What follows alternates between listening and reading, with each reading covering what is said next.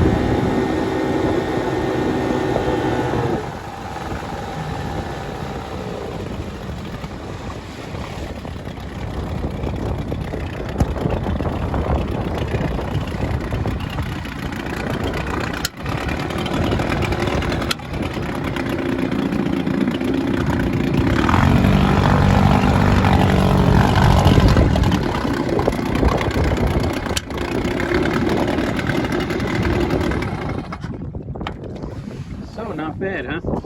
I've still got to figure out a kill switch situation because of the ignition modifications it's had. I got to put diodes in each of the cylinders ignition systems so that I can shut it off, but I've been just joking to shut it off. So let's take a look at what Jim came up with here.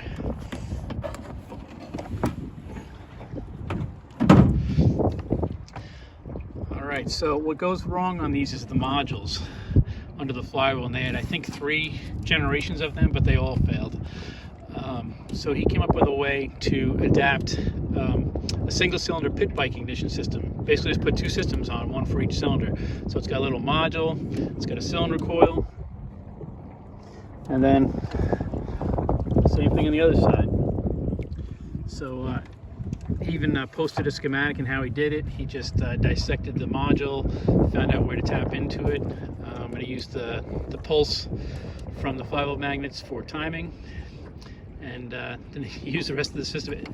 Totally ingenious.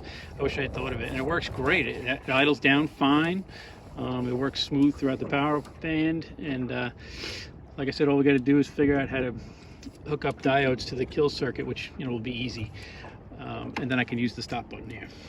All right, but for now, this is it. 1973 Eska, 14 horsepower. Again, loop charged, and it's got a rotary valve on the crankshaft. Way ahead of its time. Think of other brands this year, like other American brands, and what they were doing, and they were just doing the same thing year after year after year, and these guys just came out and now I realize they just blew them away. It's got a fuel pump on, carburetor, very simple carburetor. What else can I say about it? It's got a thermostat on it, which will help it idle better. It's very light, actually. If you compare this to a, let's say like an 18 Johnson, I think they're, what, 76 pounds or something like that. This is 60 pounds, so it's way lighter. The only drawback I can see with these is maybe these light castings and the alloy they use may not have held up in salt water, and maybe that's why I haven't seen them around here. But other than that, I think these things are great. So if you see one, save it. Run them if you got them.